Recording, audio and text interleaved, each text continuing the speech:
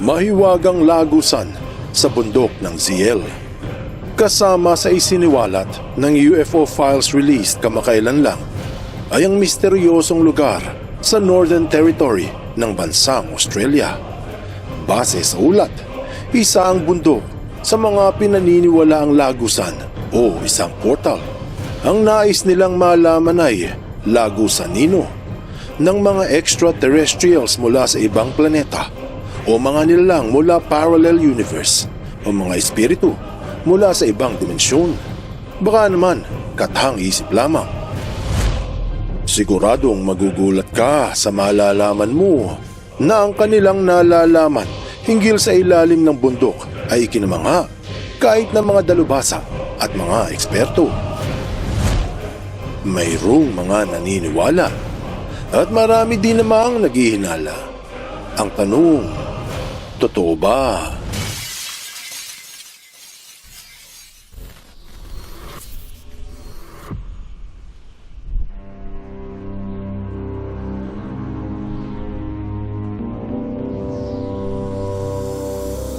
Matagal na ang pinagtatalunan sa Pilipinas ang katotohanan hinggil sa mga UFO at extraterrestrials.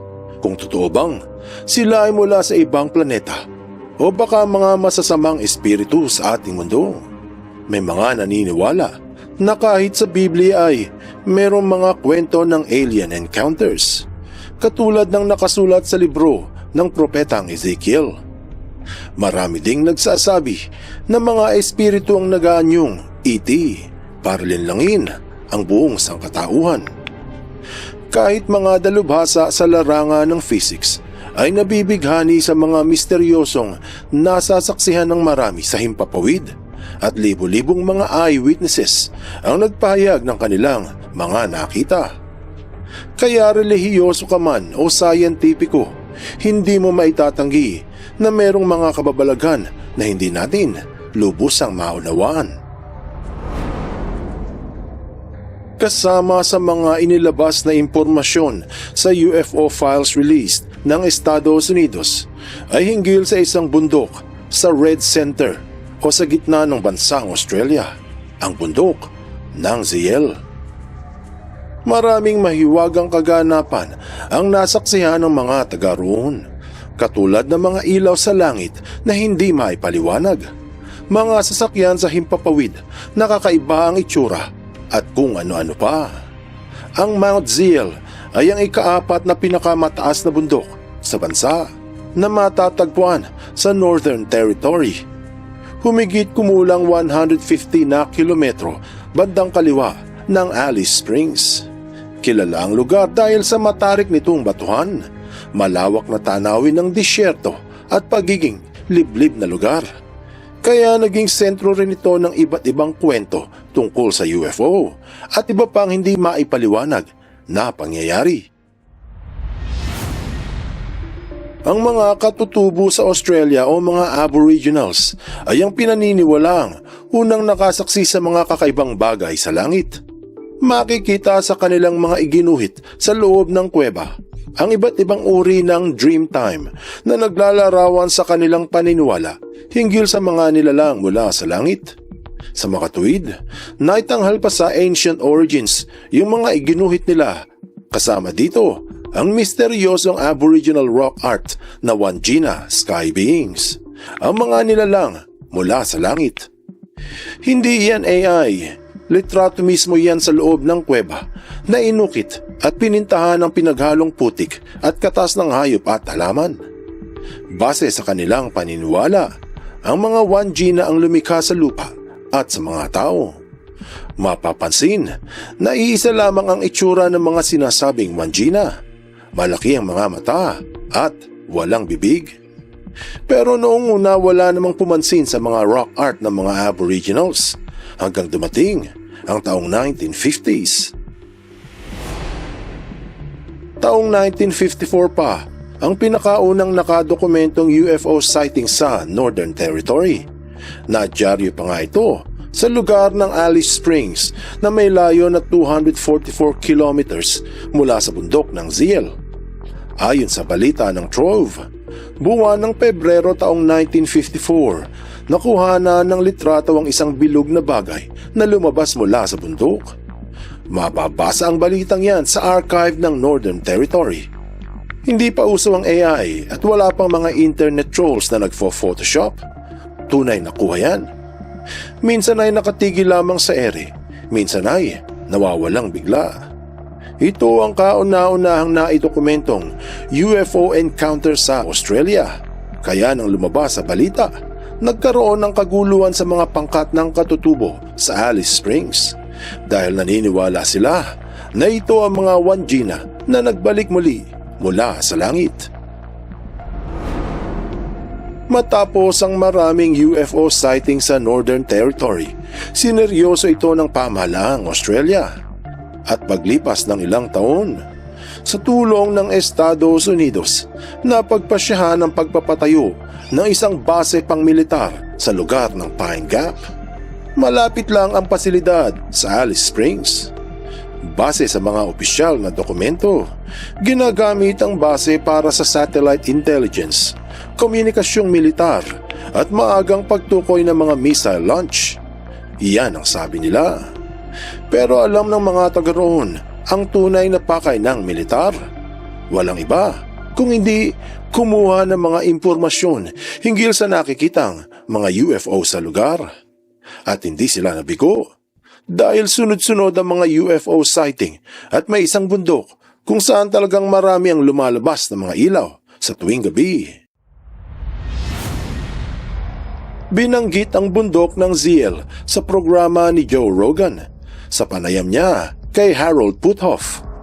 Si Puthoff ay isang Amerikanong physicist na matagal nang nagsasaliksik hinggil sa mga UFOs, sa remote viewing at mga advancing teknolohiya. Noong mga 1970s, naging bahagi siya ng Stanford Research Institute o SRI, kung saan pinangunahan niya ang mga eksperimento sa remote viewing na pinondohan ng US government noon. Ang remote viewing ay isang programa kung saan ginagamit ng pamahalaan ang mga psychics upang matunto ng mga underground facilities noong Cold War. Pero sa laking gulat ng mga eksperto, hindi lamang base militar ang natunto ng mga psychics, pati mga underground alien base. Doon nagsimulang maging interesado ang mga eksperto sa mga extraterrestrials. Bagamat wala pa silang pruweba noon, natulungan sila ng mga psychics. Ito ang sabi ni Harold Puthoff. As far as where they come from, or what they're doing here, I myself have written a paper called Ultra-Terrestrials, where I try to cover the gamut. And I cover everything. Yeah, they could be spacecraft from some other galaxy whipping through here, or maybe there's some Atlanteans left over from eons ago and they're just kind of hiding out in the seabed or on some mountain range someplace, or maybe some ET group showed up here 1,000, 2,000, 3,000 years ago and they're hiding out with some bases locally and so on. And of course, we have a fellow by the name of a professor by the name of Masters who thinks that, well, maybe it's time travelers from the future coming back. And then there's the whole idea, since physicists like to talk about additional dimensions, maybe they come from another.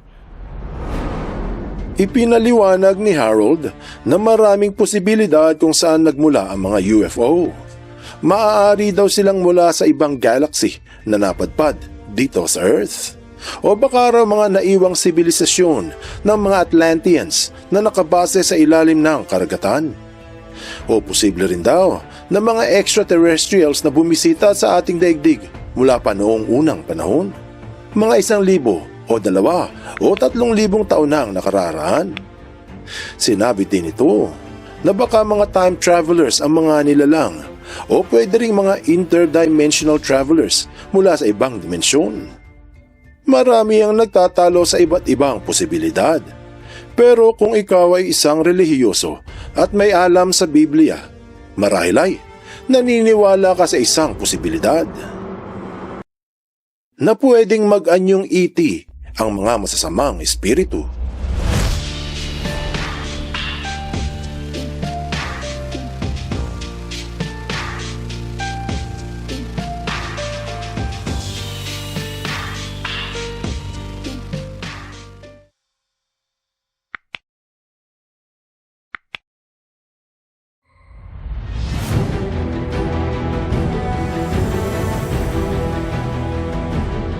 point, I would say we know it's NHI, non-human intelligence, but it's not clear what the source is. Maybe at a higher level of classification than I had access to, maybe it's known, but right now I'd say we don't. Do you have a know. suspicion?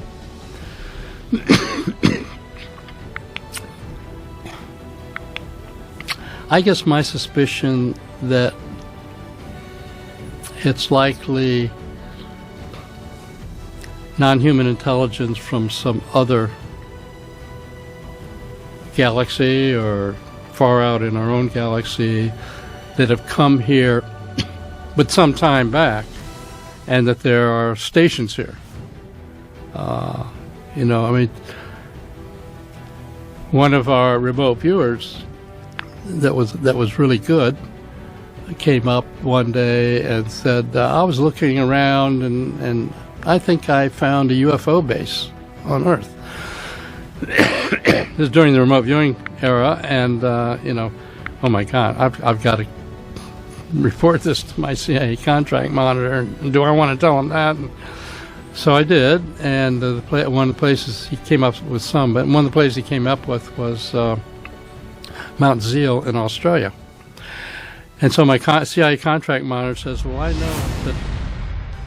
Tinanong si Harold kung ano ang suspecha niya sa mga UFO at sinagot niya ito na sigurado silang ito ay NHI o non-human intelligence o talino na hindi ng tao, ngunit mula sa ibang galaxy.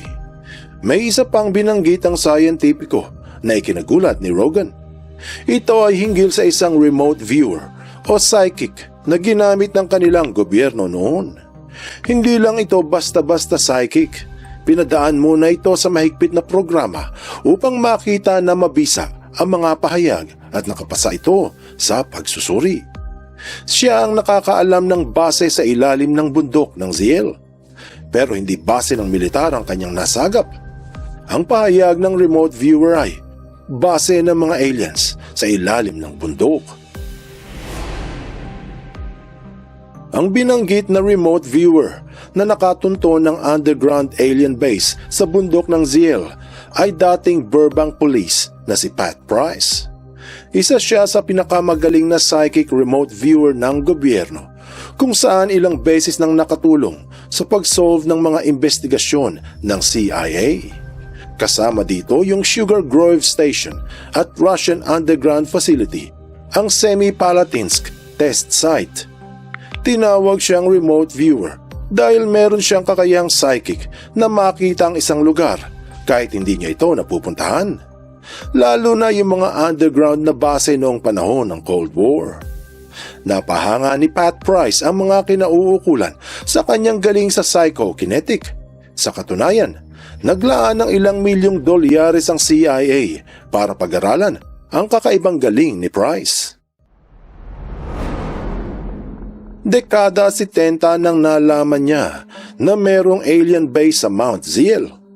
Dahil sa malaking tiwala ng CIA kay Pat, isa ito sa pinaniniwalaang dahilan kung bakit hindi nagatubiling magpatayo ng base ang Amerika sa gitna ng Red Center ng Australia. Bago namatay si Price, nag-iwan ito ng kanyang mga nalalaman hinggil sa bundok. Meron pa nga siyang mga iginuhit upang mas malinaw sa CIA ang kanyang gustong ibahagi. Meron siyang mga inisketch na lagusan mula sa ibang planeta o interplanetary portal. Kasama ang itsura ng mga kakaibang sasakyan pang himpapawid. Yung iba ay parang saucer at merong triangulo na may ilang ilaw sa ilalim. Sinabi niya na ang bundok ng Ziel ang ginagamit na base ng mga kakaibang nilalang. Naidetalye ni Pat Price na ang bundok ay isang Homo Sap Intro Point, lugar kung saan unang nakipag-ugnayan ng mga taga Northern Territory sa mga umano'y humanoids. Marami ang naniniwala na ang unang nakasaksi sa mga NHI ay mga katutubong Aboriginals.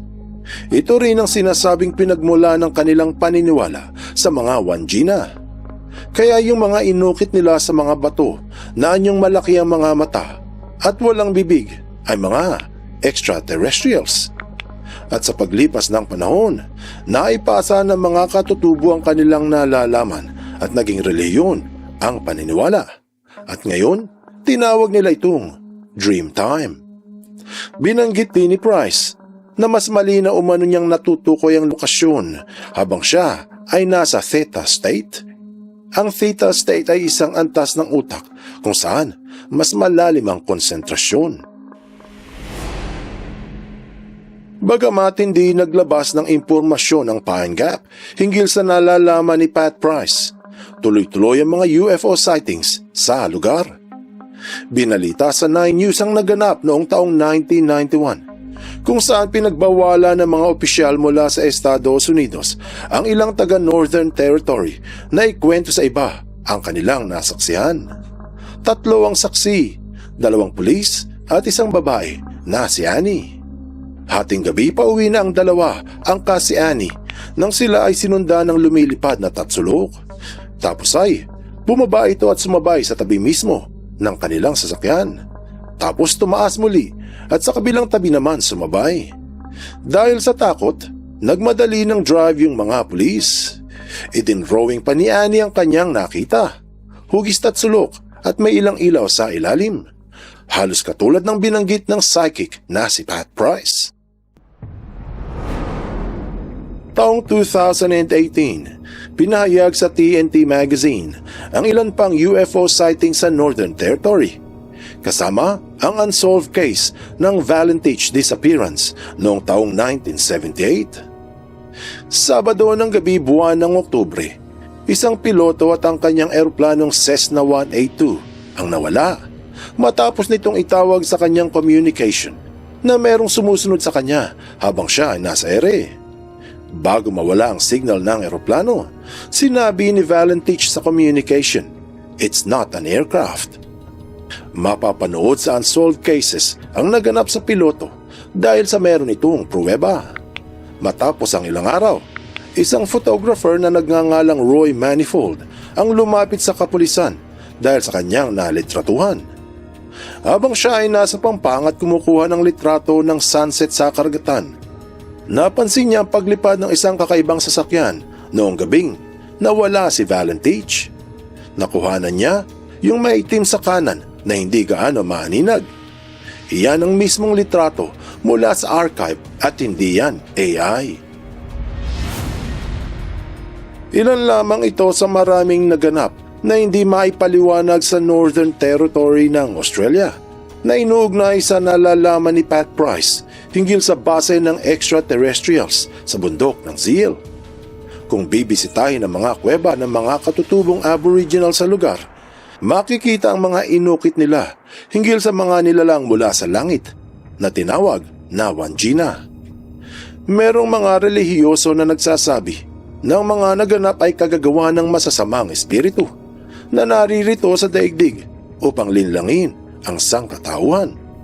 Sa kabilang banda, may mga dalubhasa naman na kumbinsido na ang mga nasaksihan ay non-human intelligence o hindi mga tao.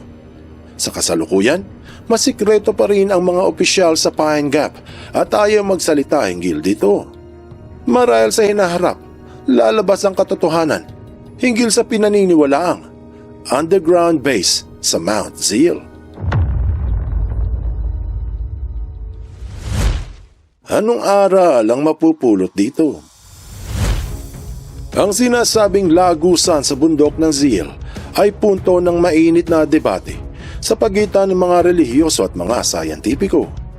Bagamat may pagtatalo, ang lahat ay naniniwala na merong mga nagaganap na hindi maipaliwanag kahit ng siyensya. Ang tanong ay, kung ang lagusan ay gawa ng mga extraterrestrials o mga espiritu mula sa ibang dimensyon o isang katang-isip lamang? Ang sagot, depende kung sino ang tatanungin. Sa kasalukuyan, marami pa rin ang naire-report na UAP sa lugar ng Mount Zeal at hanggang ngayon, walang malinaw na paliwanag. Ang aral dito ay, it began in mystery and it will end in mystery. Buksan mo ang iyong isip at hayang lumalim pa ng lubusan ng iyong pangunawa sa mga kasaysayang kapupulutan ng maraming aral. Tandaan, katotohanan ng susi sa tunay na kalayaan.